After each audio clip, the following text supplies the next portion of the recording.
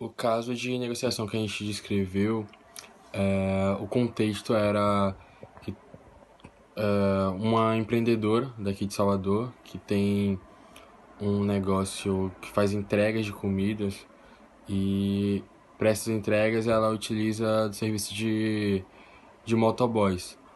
Daí, as questões centrais. Ela estava com o interesse de ter vínculos trabalhistas para reduzir as possibilidades de ser vítima de processos ou algo do tipo, alguns problemas com o Ministério do Trabalho. E as questões centrais deles eram que eles querem receber mais. Daí, essa questão de ter um vínculo de trabalho pode acabar com que eles não recebam a quantidade que eles recebem é, atuando como de forma autônoma, porque eles podem trabalhar para vários locais diferentes, o tempo que eles quiserem, daí pode acabar reduzindo a da renda deles. Os interesses da parte um seria reduzir os riscos de processos trabalhistas, né? E da parte 2 seria de ter um maior ganho de dinheiro. E a dinâmica seria foi uma dinâmica integrativa, porque ela estava disposta, né, a estar oferecendo um salário que eles achassem adequado, negociando benefícios, etc.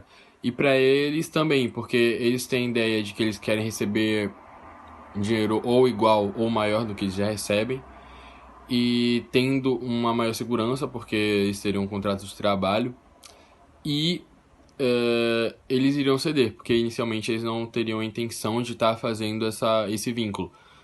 Porém, eles poderiam estar fazendo uma negociação no modelo integrativo para ceder, fazer esse vínculo para o interesse da outra parte ser realizado, né?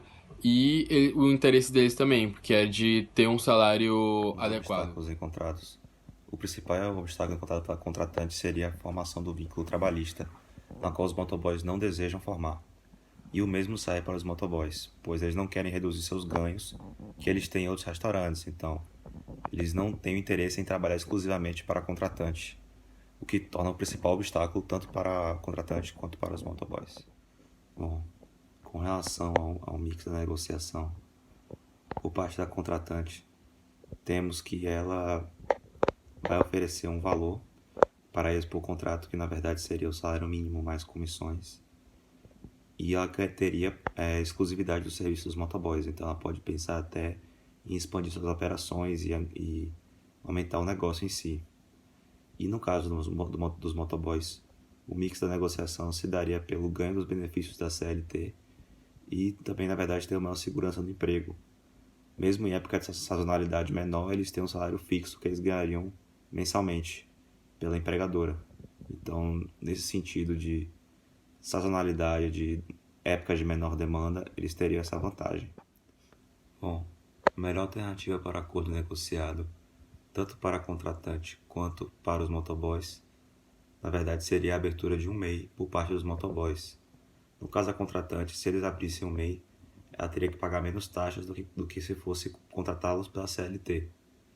E no caso dos motoboys, para eles, na verdade, a melhor alternativa seria que ela pagasse os custos da abertura do MEI e o resto se estabelecesse normalmente. Então, a melhor alternativa, o que diferencia as duas alternativas, na verdade, é a questão dos custos por parte dos motoboys. O tópico 8 são os pontos de resistência da negociação. Para a empreendedora é o quanto ela deve pagar agora para os motoboys e para os motoboys o quanto eles devem receber agora da empreendedora, com o novo vínculo trabalhista. Temos que pensar que antes do vínculo trabalhista, o custo total dos motoboys era a sua remuneração pelos seus serviços prestados. E agora com o vínculo trabalhista, o seu custo total é a sua remuneração, que são salários e comissões, mais o seu custo trabalhista. Naturalmente, a empreendedora pagará um salário, uma remuneração menor aos motoboys, visto que agora visto que agora temos o custo trabalhista. Então, no ponto 9, temos o alvo de cada parte nessa negociação. Da empreendedora é pagar um salário mínimo e uma comissão de 2%, E o que os motoboys buscam é um salário de R$ 1.500 e uma comissão de 5%. O tópico 10 são as opções de cada lado da negociação.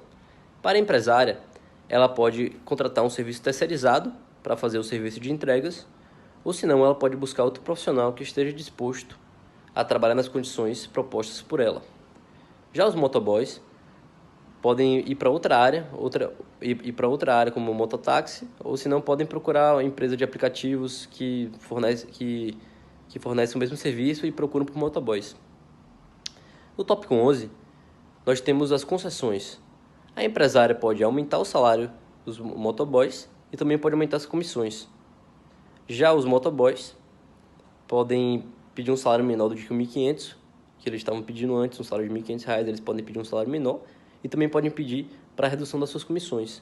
Além disso, eles também podem abrir uma MEI, abrindo mão dos benefícios da CLT. Continuando no nosso caso de negociação, pelo lado da empregadora, ocorreu a proposta inicial em que ela oferecia um salário mínimo, os benefícios, mais uma comissão de 2% por entrega, enquanto os motoboys eles pretendiam manter o modelo atual, no qual eles recebiam um salário baseado na quantidade de entregas que eles faziam.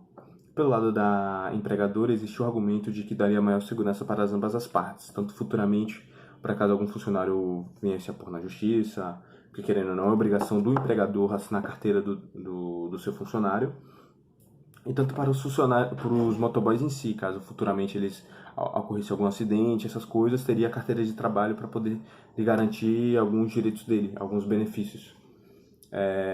Para caso mesmo eles tivessem válidos, eles continuassem a receber alguma coisa, tivessem como se sustentar.